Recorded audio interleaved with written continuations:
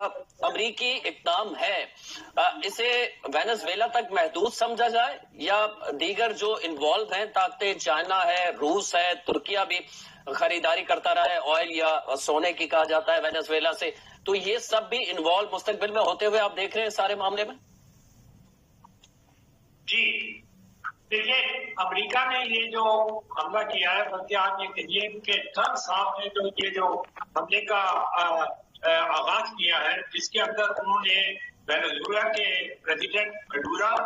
और उनकी अहलिया को गिरफ्तार करके अमेरिका पहुंचा दिया है। न सिर्फ अमेरिका पहुंचा दिया है, बल्कि उनके ऊपर फर्द जुर्म भी आयद कर दिया है, और जो फर्द जुर्म आयद की है उसके ऊपर जरा गौर करने की जरूरत है। नार्को टेररिज्म की है उन्होंने, और साथ ही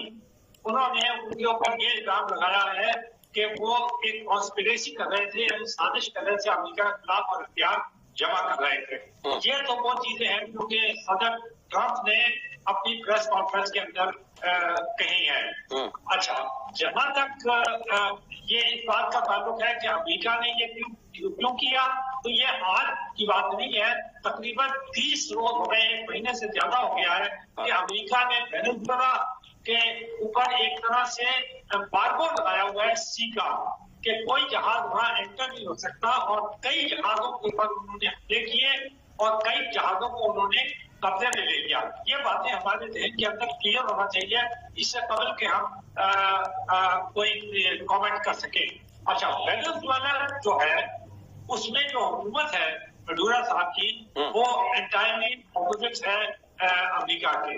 वो सोशलिस्ट है, जिन्हें सबसे ज्यादा सपोर्ट जो है वो रशिया करता है, और उनके पास तकरीबन ये कहा जाता है कि जो डिक्लेयर्ड ऑयल नहीं बल्कि जो जेर जमीन तेल है वो दुनिया में सबसे ज्यादा है, लेकिन उनकी गवर्नमेंट की मिसमैनेजमेंट और उनकी जो स्टेट ऑयल कंपनी है उसकी आप नायली कह लें कि वो आज तक उस ऑयल को नहीं निकाल सके, जबकि उनके पास दुनिया का सबसे ज्यादा तेल है, यानी अरबों से भी ज्यादा तेल उनके पास है। लेकिन वेनेजुएला उस तेल को ना तो आज तक 15-20 साल से डिक्लेयर हुआ सीधा, और ना भी दुनिया तक पहुंचा उनका। तो इसको सूरत हाल ये है। तो अब जो उनके 2 सबसे बड़े साथी हैं, वो एक तो रशिया है, यानी वो तो उनका मेन वो है एलाई है एज अ सोशलिस्ट कंट्री। दूसरा सोशलिस्ट कंट्री जो है वो चाइना है। चाइना वेनेजुएला के जो 9 लाख बैरल डेली जो ऑयल वो एक्सपोर्ट करता है, उसका बड़ा हिस्सा जो है वो चीन खरीदता है। तो आप अगर देखें तो जो सबसे ज्यादा कंडेमनेशन आई है, मजम्मत आई है, वो रशिया और चाइना की तरफ से आई है, और उन्होंने अमेरिका को कंडेम किया। उन्होंने कहा है कि ये जो है ये एक्ट जो है ये बिल्कुल इंटरनेशनल लॉ के खिलाफ है, और इसीलिए कल उन्होंने यानी मंडे को सलामती कौंसिल का इजलास भी इस सिलसिले में बुलाया है। जबकि अमेरिका के जो इत्तेहादी हैं, जिनमें बरतानिया भी शामिल है, यूरोपीय यूनियन भी शामिल है, जापान भी शामिल है, कनाडा और दूसरे मुल्क ममालिक शामिल है, उनका ये कहना है कि मडूरो साहब जो है गुज़िश्ता 15 साल से हुकूमत कर रहे हैं। इसमें कोई दो राय नहीं हो सकती कि मडूरो साहब जो है वो मुस्तकिल जीते रहे हैं, और उनको डिक्टेटर भी कहा जाता है। उनकी जो ऑपोजिट थी वो एक नोबेल प्राइज विनर खातून थी, जिन्होंने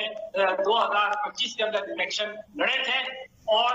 उनका दावा ये है, खातून का जो नोबेल प्राइज विनर है कॉर्टिना का, हमें उन्होंने ओवरवेलमिंग मेजॉरिटी से जीती थी। कहा मडूरो साहब ने उनकी हुकूमत को कबूल नहीं किया, उनको हुकूमत नहीं दी, और वो यानी इक़्तिदार में जमे रहे। तो अमेरिका जो है यकीनन उनके खिलाफ है, क्योंकि ये वही सिलसिला चला आ रहा है जो ये चावेज के दबाने से चला आ रहा है, और क्यूबा के अंदर जो सोशलिस्ट हुकूमत थी, ये सारे के सारे जो साउथ अमेरिकन स्टेट्स हैं ये ज्यादातर इनमें से सोशलिस्ट हैं। तो मैंने आपसे समझाया कि उन्होंने इल्जाम जो उनके ऊपर लगाया है वो नार्को टेररिज्म यानी मुनशियात की के जरिए। देखिए, 2 चीजें उन्होंने कही है। एक तो उन्होंने कहा है कोकेन एक्सपोर्ट करता आ रहा है अमेरिका में वेनेजुएला, और दूसरा वो करते रहे फेंटानाइल। ये तो इतनी खौफनाक किस्म की ड्रग है कि ये आप ये कह दीजिए कि कोकेन से भी और यूक्रेन है उससे भी 100 गुना ज्यादा है। इससे ज्यादातर जो बात अमेरिका में हो रही है पिछले 4-5 साल से, वो इसी फ्रेंचाइज की वजह से, आपको याद होगा इसी बात को ऊपर उन्होंने कनाडा से भी झगड़ा मोल ले लिया था कि तुम्हारे गवर्नमेंट के जरिए भी फ्रेंचाइज जो है स्ट्रगल होती है। अब दूसरी बात तो आपने कही है कि ये जो इसके असरात क्या है दुनिया के ऊपर फिलहाल, इसके क्या असरात है। पहली बात तो मैं आपको बता दूं कि रशिया ने बयान तो बड़े सख्त किए हैं, जो उनका सबसे बड़ा एलाइन था, लेकिन गुज़िश्ता 30 रोज से जबकि अमेरिका मुस्तकिल उनके जहाजों पे भी कब्जा कर रहा है, उनके ऊपर एक एम्बार्गो लगाया हुआ है और दूसरे काम किए हुए, उसने कोई स्टेप नहीं उठाया अमेरिका को रोकने के लिए, कोई ना उसने सिक्योरिटी काउंसिल का इजलास तक नहीं बुलाया और ना किसी और ने बुलाया। दूसरी बात यह है कि रशिया कोई बहुत अच्छी पोजीशन में नहीं है कि वो इनको इनके खिलाफ अमेरिका के खिलाफ हो सके। उसने खुद यूक्रेन के ऊपर 2 साल से हमला किया हुआ है, जहाँ पे 70,000 से ज्यादा अपराध वो हलाक हो गए हैं और उसने अपना एक जवाब उठा हुआ है, कोई पीस टॉक करने के लिए वो तैयार नहीं है। तो अगर आप ये देखें कि अमेरिका इन पे कब्जा कर रहा है, रशिया जो है यूक्रेन के ऊपर कब्जा कर रहा है, तो इसमें जो दूसरे ममालिक है सिवाय उन ममालिक के जो कि रूस के इत्तेहादी हैं और वो ममालिक जो कि अमेरिका के इत्तेहादी हैं, उसका बाकी दुनिया के ऊपर कोई बहुत ज्यादा असर नहीं होता। वेनेजुएला को बहुत ज्यादा मैंने बताया 9 lakh barrel per day export करता है और ये कोई बहुत ज्यादा नहीं है। सऊदी अरेबिया तो इसके मुकाबले में यानी आपने कितने 10 मिलियन डॉलर वो बैरल एक्सपोर्ट करता है। अमेरिका के बाद में इतना ऑयल रखता है, तो ये बहुत कम ऑयल है। जैसा मैंने बताया ज्यादातर जो है चाइना इस्तेमाल करता है, तो इसके बराह रास्त असर जो है वो दुनिया के ऊपर तो कोई ऐसा होगा नहीं। अब जैसे मैंने आपको सूरत हाल बता दी कि बड़ी ताकतों की अब सूरत हाल ये हो गई है, गुज़िश्ता अगर 2-3 साल से देखें कि वो हमला करते हैं और मुल्कों के ऊपर कब्जा कर लेते हैं। रशिया का मैंने आपको बताया, यूक्रेन के ऊपर उन्होंने एक बड़ा हिस्सा जो कि रूसी बोलने वालों का उनका क्लेम है उसके ऊपर कब्जा कर लिया। इससे पहले उन्होंने क्रीमिया के जजीरे के ऊपर कब्जा कर लिया। तो ये सूरत हाल जो है ये नहीं है कि सिर्फ अमेरिका ही ये काम कर रहा है, बाकी बड़ी ताकतें सिवाय चाइना की, चाइना वो मुल्क है सिर्फ जो कि पीस को फॉलो करता है और उसने अभी तक किसी एक इंच भी जमीन पर कब्जा नहीं किया। जो वो कहता है वो करता है, मगर ये जो बाकी जो बड़ी ताकत है जैसे रशिया है, ये तो खुद यूक्रेन के ऊपर हमला किया और पूरी दुनिया के अंदर महंगाई का शिकार बदला कर दिया। तो इसलिए इनके पास कोई बड़ा मोरल जवाब नहीं है। हाँ, ये बात कि कोई मुल्क किसी दूसरे मुल्क के ऊपर इस तरह हमला करे, उसके ऊपर कब्जा करे, ये कोई बात समझ में आने वाली नहीं है। फिर सिक्योरिटी काउंसिल का क्या मकसद है, अक़वाम मुत्तहिदा का क्या मकसद है और ऐसे फोरम्स का जो कि पीस से ताल्लुक रखते हैं उनका क्या मकसद है, वो किस वक्त काम आएंगे। तो ये बातें जो है, ठीक है मुनव्वर मिर्जा साहब, कथा कलामी की माजरत मैं आपसे ये भी जानना चाहूंगा, एक तासुर ये भी दिया जा रहा है कि वेनेजुएला के पास फौज मौजूद है और किसी हद तक अमेरिका के मुकाबले में तो जाहिर है नहीं, लेकिन एक इस किस्म की तो कम से कम फौज मौजूद थी कि वो मज़ाहमत कर सकते थे। तो एक तासुर ये भी है कि शायद अपनी ही रियासत की फौज जो है वेनेजुएला की वो भी साथ नहीं दे रही थी सदर का, शायद इसलिए उन्होंने कोई मज़ाहमत नहीं की, खामोश रहे और आसानी से वो वहां से गिरफ्तार करके उनको उनकी अहलिया के साथ यहाँ से ले जाने में कामयाब हो गए। बिल्कुल, आप देखिए अमेरिका को वेनेजुएला के ऑयल की फौरी तौर पर कोई जरूरत नहीं है, इसलिए कि जैसे मैंने आपको बताया कि अमेरिका दुनिया के अंदर सबसे ज्यादा तेल प्रोड्यूस करता है, यानी सारा मिडिल ईस्ट जितना ऑयल प्रोड्यूस करता है उतना ही अमेरिका करने लगा, उस शेल ऑयल उसे कहते हैं। तो अमेरिका को ऑयल की कोई जरूरत नहीं है। ताहम इसके बावजूद भी सदर ट्रंप ने जो अभी जो प्रेस कॉन्फ्रेंस की आज मैंने उससे सुना, उसमें उन्होंने कहा कि हम ना सिर्फ उस ऑयल को मैनेज करेंगे,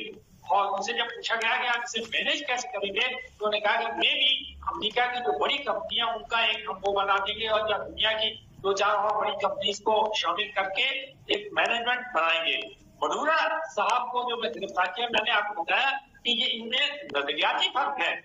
ये सोशलिस्ट कंट्री है, हमेशा यूगो शावेज के जमाने से ये क्यूबा के कैस्ट्रो साहब थे, वो अमेरिका की मुखालिफत करते थे, अमेरिका इनकी मुखालिफत करते रहे, तो इनकी साउथ अमेरिका में मुस्तकिल जंग चलती रही है। हालांकि क्यूबा तो आप देखें सिर्फ चंद किलोमीटर के फासले पे है अमेरिका से। तो ये एक टकराव है जो कि सोशलिस्ट कंट्री और कैपिटलिस्ट कंट्रीज यानी अमेरिका जिनको लीड करता है या जिन्हें आप कहते हैं एक जमहूरी दुनिया है, और ये जो है वो मुल्क है जहाँ पर के ज्यादातर यकतरफा पार्टी की हुकूमतें चलती हैं। जैसे मैंने आपको बताया कि वो इलेक्शन हुए, तहाँ मडूरा साहब ने कोई इलेक्शन होने के बावजूद भी और इस क्लेम के बावजूद भी कि फातिमा जो कि नोबेल प्राइज विनर जीत गई है, उन्होंने कोई इस पर एक्शन नहीं लिया। तो अमेरिका की तो जो आप दुश्मनी कह रहे हैं, बिल्कुल अब तो दुश्मनी कहेंगे, क्योंकि उन्होंने उनकी सदर और इंडिया को भी गिरफ्तार कर लिया है। तो इसमें सिर्फ डेली का मसला नहीं है, अमेरिका का साउथ अमेरिकन जो कॉन्टिनेंट है उसके ऊपर तो उनकी वो कहते हैं कि हमारा जोन ऑफ इन्फ्लुएंस है, इसके ऊपर तो हम करेंगे। जैसे बिल्कुल ये कोई बात है जैसे कि रशिया ये कहता है कि यूक्रेन जो है वो हमारा हिस्सा है, यहाँ रूसी बोलने वाले हैं, तो हम इनके ऊपर कब्जा कर रहे हैं, तो इसका जवाब वो देते हैं रूसी। और दुनिया ने 2 साल से जंग हो रही है, वहां पे कत्लेआम हो रहा है, लेकिन एक्सेप्ट किया हुआ है। तो इसे इस तवाज़ुन के अंदर हमें देखने की जरूरत नहीं है कि क्या है साउथ अफ्रीका जो है वो जोन है अमेरिका के इन्फ्लुएंस का, वहां पर वो मुश्किल से ही बर्दाश्त करेंगे कि वो कोई ऐसी हुकूमत आए जो अमेरिका के इस तरह मुखालिफत हो। ठीक है मुनव्वर मिर्जा साहब, इसके साथ साथ जुड़ा एक और मामला हमारा पड़ोसी मुल्क है, पड़ोसी इस्लामिक मुल्क है ईरान, जिसमें मुजाहरे आपके इल्म में है जारी है। 40 शहरों तक अब ये फैल चुके हैं मुजाहरे, और 12 अफराद अब तक इसमें जांबक भी हो चुके हैं। तो अमेरिका की जानिब से ये कहना कि अगर आप मुजाहिरीन पर कोई सख्ती से पेश आएंगे तो फिर अमेरिका इंटरफेयर करेगा, तो क्या अमेरिका इस हद तक जा सकता है, या आपको लगता है कि नहीं, फासला बहुत ज्यादा है ईरान का, आबादी बहुत ज्यादा है, एक मुनज़्ज़म फौज भी मौजूद है ईरान के पास, तो अमेरिका ये कम से कम मजीद एक महाज नहीं खोलेगा ईरान? अच्छा, जहां तक ईरान का ताल्लुक है, आपको मालूम है आजकल ईरान में एहतजाजी मुजाहिरे बहुत ज्यादा जोर पकड़ चुके हैं, और न सिर्फ जोर पकड़ चुके हैं बल्कि जो इत्तलात आ रही है उनके मुताबिक वहां पर कई अमवात भी वाक़ई हुई है, जिसमें सिक्योरिटी फोर्सेस भी हैं और जो लोग मुजाहरा कर रहे थे उनकी अमवात भी है। अब ईरान और अमेरिका की भी जबरदस्त दुश्मनी है। अब के अभी मैंने खामेनेई साहब का जो कि सुप्रीम लीडर है ईरान का, उन्होंने उनका ये बयान मैंने देखा कि एक तो उन्होंने इस सिलसिले में की मदद की थी, और दूसरे उन्होंने ये कहा था कि अमेरिका ने अगर हमला किया तो सारा का सारा इलाका जो है वो डिस्टेबलाइज हो जाएगा। लेकिन आपने ये देखा कि सिर्फ कोई 6 महीने पहले अमेरिका ने हमला किया, जब इसराइल ने हमला किया था, उन्होंने 2 बहुत ही बड़े बम, जिनको कहा जाता है कि दुनिया के सबसे बड़े गैर एटमी बम थे, वो वहां पे ईरान पे फेंके, तब कोई बड़ा रिएक्शन ईरान की तरफ से नहीं आया। इस वक्त ईरान की पोजीशन ये है कि उनका उनका जो रियाल है वो तकरीबन 1.42 मिलियन, यानी आप समझें 14 लाख रियाल बराबर है $1 के। तो यकीनी बात है वहां की सूरत हाल जो है इकोनॉमिकली पूरी अनस्टेबल है। उनके सदर साहब ने भी ये एतराफ किया है। तो लेकिन आप ये कहें कि अमेरिका ईरान पे हमला करेगा, वो जरा इतना मुश्किल नजर आता है, क्योंकि एक तरह तो वो वेनेजुएला के अंदर इन्वॉल्व हो गया है, तो वो कोई हमला नहीं करेगा। हाँ, इस बात के इम्कान हैं कि जैसे अभी नेतन्याहू साहब की मुलाकात हुई तो कोई छोटी मोटी झड़पें जो है वो हो जाए, लेकिन शायद मेरे ख्याल से वो भी बहुत मुश्किल नजर आती है, क्योंकि ईरान की जो सपोर्टेड मिलिशिया थी, 2-3-4 हिजबुल्ला और हमास और दीगर जो इराक में थी, वो भी काफी न्यूट्रलाइज हो चुकी है, इस पर तो बहुत कमजोर है। तो इस किस्म का कोई झड़प के इम्कान मुझे नहीं लगते। ईरान खुद ही अपने मामला को डिपेंड लेगा, कि हमारी भी ख्वाहिश है कि ईरान हमारा ब्रदर मुल्क भी है, और उम्मीद है कि अमेरिका जो है वो वेनेजुएला के अंदर रहने के बाद, अभी तो फिलहाल कम से कम उन्हें 1 महीना तो वेनेजुएला के मामला के अंदर वो उलझे रहेंगे। तो इस वक्त अभी ईरान को फौरी तौर पर कोई असर नजर नहीं आता अमेरिका की तरफ से।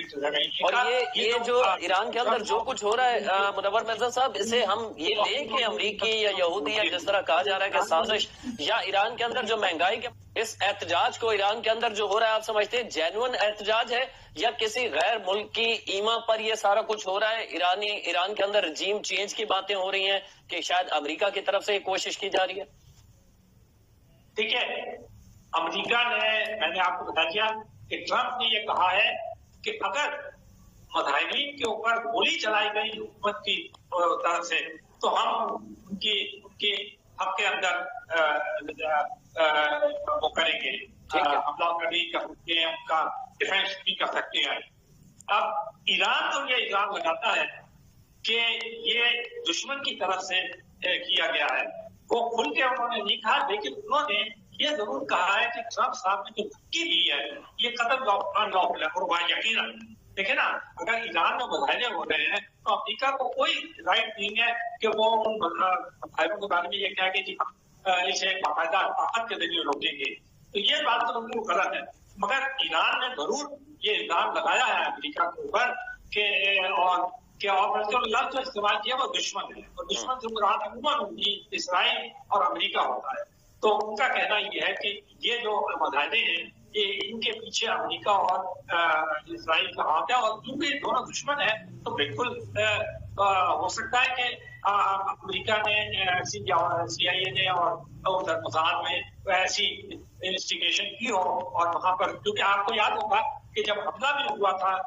ईरान के ऊपर इसराइल की तरफ से, उस वक्त भी ईरान ने बहुत सारे जासूस जो हैं उनको पकड़ के बाद में फांसी की सजा दी, और ये कहा, इकरार किया कि ये लोग जो थे ये इसराइल की तरफ से जासूसी कर रहे थे। जी बहुत बहुत शुक्रिया। हमारे साथ मौजूद थे सीनियर एनालिस्ट मुनव्वर मिर्जा साहब, जो